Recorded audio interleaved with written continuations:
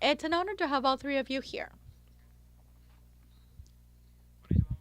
So we will talk about the regional security perspectives in regards to what's happening with security at a regional level.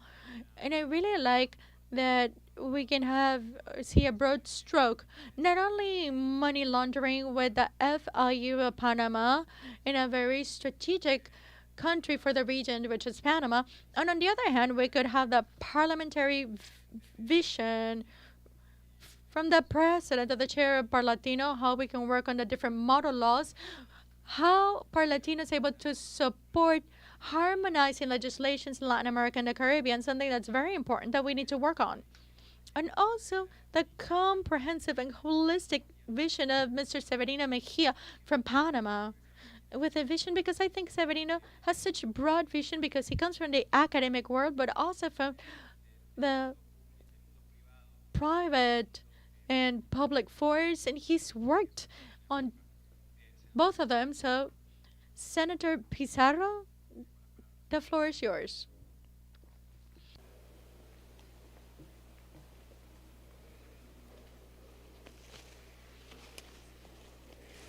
Bueno, muy buenas tardes.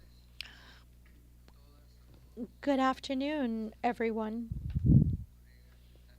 To the dearest colleagues in the panel, I think Alejo gave us a really good introduction as to anyone's opinion for the regional perspectives of security for Latin America and the Caribbean. I would also like to recognize how rich this debate has been with the interventions in all the different panels, focusing from different aspects the challenges that we now have globally with the current health situation, political situation, and social and economic situation that our different countries are now going through. Globalization, as it has already been mentioned, in the 1990s had an economic character, and in a positive approach it was able to make changes in technology, social, political arena, and also from the environmental point of view. And this is something that started to change the way in which the structure of the states, countries, and nations worked, but also society, people.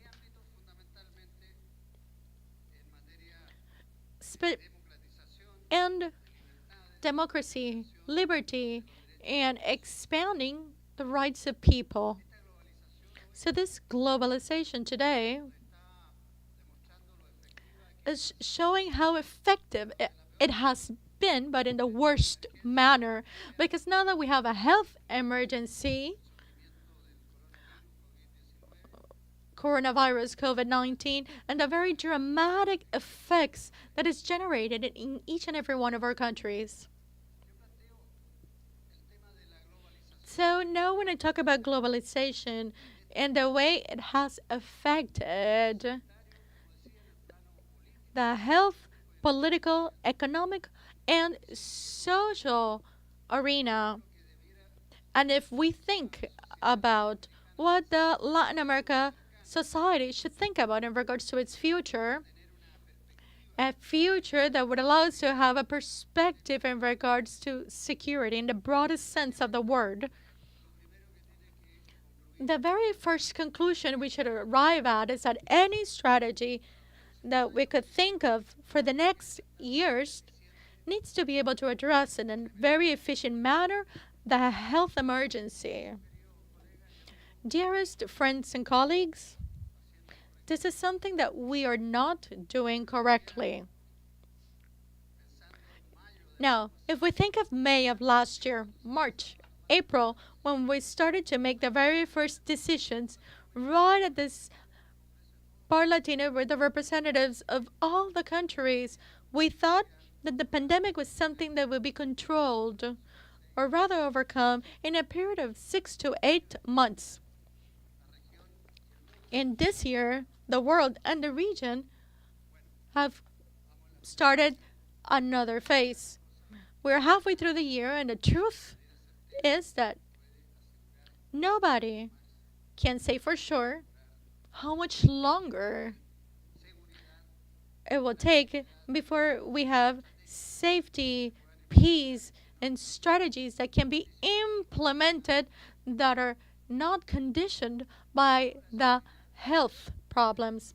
If we talk about security, the very first thing that we need to talk about is to think about the security of people from, just like we mentioned, this from a political point of view in the morning. We've talked about all sorts of security, cybercrime, and how we're able to adapt to new technologies, how we're able to avoid or work collectively to be able to fight organized crime, money laundering, abuse, illicit trade, and many other points. But from the political point of view, in a political forum such as this, as the Parlatino or any other, from the executive level, the priority should always be the people.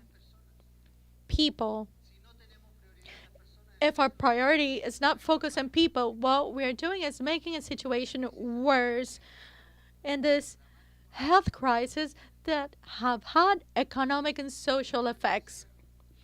This morning, we talked about the security of people, which is related to their daily lives, which is related to the certainty of the person being able to go to work and a certainty that they know that we will be able to get to work because there's a public transportation system that would allow them to get to work with peace of mind.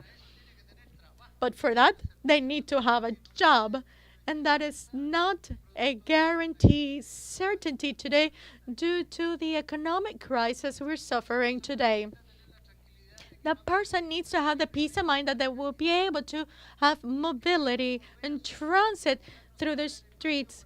They will be able to go back home and their home would not suffer due to criminal activity or that their life would not be marked due to the collusion in the economic arena where consumers or people have to simply accept what very specific economic powers decide through collusion and abuse.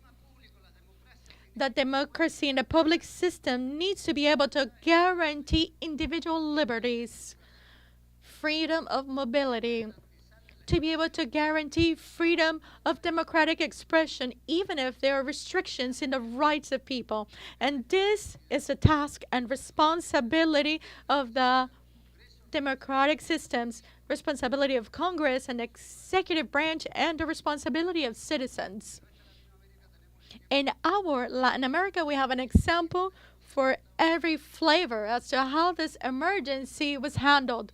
Unfortunately, we have very bad examples in regards to corruption, abuse, arbitrary acts, and even the corruption of those that thought that they were using the few vaccines that they could have. They were only providing it to those that were closest to them or those that use very scarce resources within our countries for their own benefits. When we talk about security, it means having a strategy for our region. And I think it needs to change the way in which we think of the role that states need to play, the role of authorities, Congress, and even the role that the academic world, the private sector, the judiciary, the police, and law enforcement, everything that the system should be able to guarantee to any citizen. So I go from the micro to the macro. In the Parlatino, we've had so many forums and assessment meetings to be able to generate a coordinated behavior on behalf of the states. Coordination from the governments, coordination of international organizations, coordination of parliaments at a national and regional level. And I think we have failed at that. Today in Latin America, there is no multilateral integration that allows the coordinated act of the executive branch. ECLAC does not exist. OAS is unable to implement action. Prosur, connoisseur, UNASUR, you can call it whatever you like. Multilateralism, which should be our main objective from our state and our executive branch, in practice does not exist because it does not work. Everything is left up in theory. So, from the question for the political perspective is, can we build a security strategy at a sub-region or region level for our future?